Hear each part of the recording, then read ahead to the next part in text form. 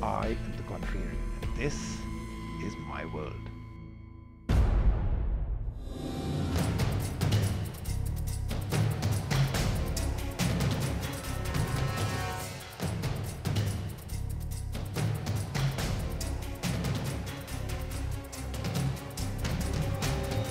Hi, this is Rahul Sharma. I'm here today to be grilled by Rajiv and to discuss about our new game changer phone, Euphoria, and upcoming portfolio of our connected devices.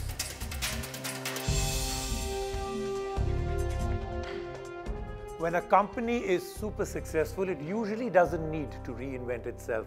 But when a company is super successful and does reinvent itself, then something must be brewing. And that's what we're about to find out. This is a brand new brand for you. You comes in. What's the brand philosophy? What are you trying to do? Who is it for? Because suddenly from a mobile phone company, you've become a connected device company. It seems like your future seems to be you want to be the internet of everything through this company. What's the brand philosophy? What's the motive? As you said that, a successful company is reinventing, so I don't know how successful we are or not. Okay. But, as in Spider-Man, they said that with great, if you've seen the movie, it said power comes great responsibility. So I think we have this responsibility of getting into so many different verticals and can solve all those complex problems. And if you're able to do that, I think that is something we will call, or I'll say, is some success or something what we've been able to achieve. We have been able to transform some industries or some verticals. As an organization, we are moving towards a connected ecosystem of devices, gadgets. So health is one which we have been targeting. We have been discussing on this, and we have launched a couple of devices on this segment. So we are truly excited about that. What is this need and drive where you wanted to do a metal phone at a price and you turn around and say, if it's never been done before, that's the reason we need to do it? Is this something which is more personal? I mean, you just want to be a headline maker by saying, okay, listen, I've done it what nobody else could do? Or is there a purpose to it that is a little larger, which I'm not seeing right now? A couple of things actually in this. So when I was a kid, I used to draw this Fido Dido 7-Up. It was like normal is boring. So first, normal is boring. So this means we always want to try new things. We always want to try some things which can disrupt the markets. So the whole idea, as I said, is always try and achieve something which is difficult, which is complex, something which is transformational. So we said, okay, we have launched this device Eureka. Now what next? Since the whole brand U is all about you, about the community. So we said, okay, let's go back to the community. Let's ask them that what exactly do they want in their phone. Then we asked them, okay, what sort of material you want your phone to be? Polycarbonate, glass. Then most of the people said metal. And since we were crowdsourcing the whole phone, we said, okay, we'll go for it. And we realized the problems at that time, and that's why called all the engineers and said, people want metal. Can you deliver metal? And they said no. And then all of us took that as a challenge, and we're really, really proud to have this phone in metal delivered, which is designed in India, made in India, and we have filed 4 patents for that. And as a whole U team, we are truly, truly proud of that. So let me understand again, a lot of people would be very proud of it. A lot of people would dismiss it by saying this is just you playing up to nationalistic pride. End of the day, if you had designed this in India and still got it manufactured in China, wouldn't you be in a better place right now? Maybe the cost that it actually came out to be, maybe the product in itself. Is this being done more for this whole made in India, make in India, nationalistic pride, and once again I'm going to use the same term, to make headlines and make us all feel good about our Tiranga and that you made it in India? Or is this a business decision? So Rajiv, this is not about making any headlines or trying to show that we are doing something in India. I just like to put certain things in perspective. We as an organization, we were the first company to put up a manufacturing plant out here in India. We are manufacturing more than 1 million phones every month out of from our manufacturing facility.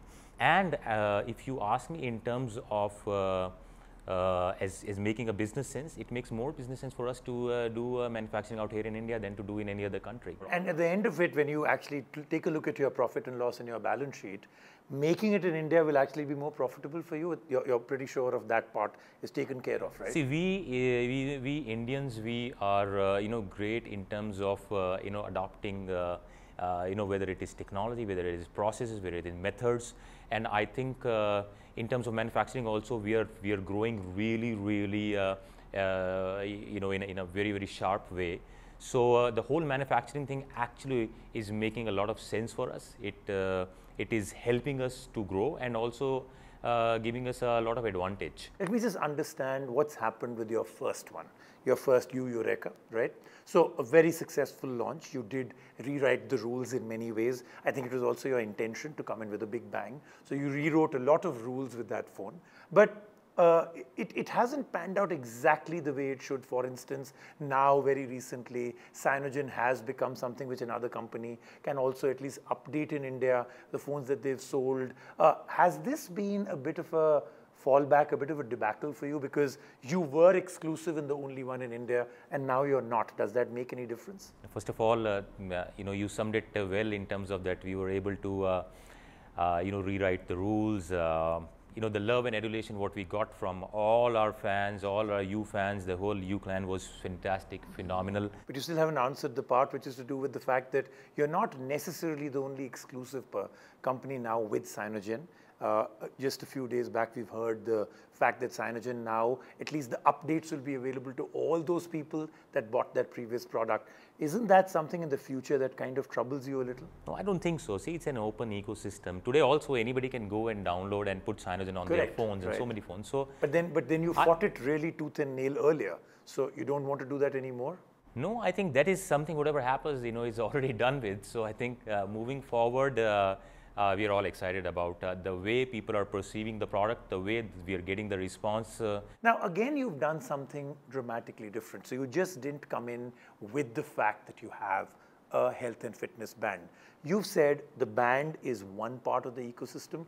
I will create the rest. And obviously, you had a lot of forward thinking. You actually, got Healthify Me into your entire portfolio of things that you invested into. What's your final gameplay in this? The lifestyles of Indians becoming a little sedentary. We've seen a lot of, 1 out of 5 Indians are they're suffering with cardiac problems.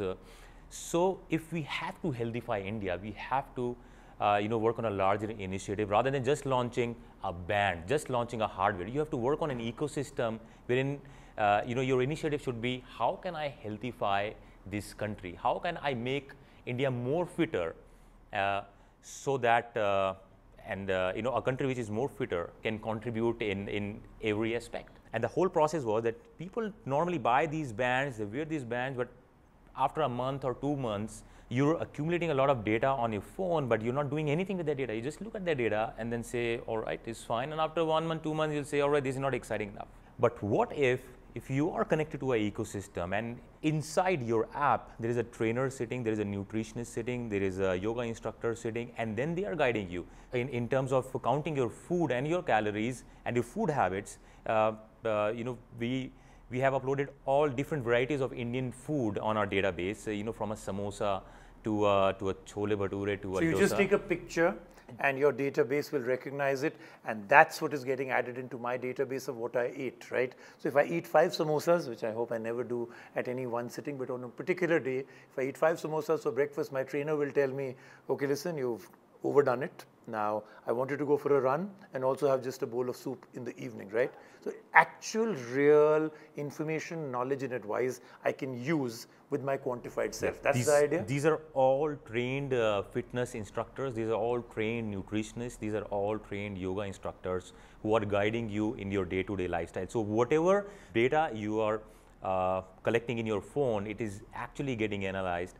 And then as per that, you're getting instructions. So this is something which we feel is a complete solution.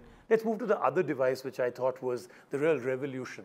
Something where you just touch your fingertips and it's giving you almost everything that you would normally get if you're taken into an emergency room and a doctor quickly checks you to say, okay, let me first see exactly the way your body is working. So it gives you an ECG, it's giving you blood pressure, respiration, oxygen in the blood, all the main vital things in one small, thin card. Now, This could be an absolute game changer. In the long run, how do you see this pan out? This device, this is one device which is always, storing your data. So you know exactly every week or every day you're taking all these tests, and then whenever you want, you can just boom, send all this data to your doctor and get your completely. So I hope you create that ecosystem also where it can go to a doctor, it can be analyzed. Okay, now 2 or 3 quick fire questions. Let's start off with the first one. This is the easy one, right?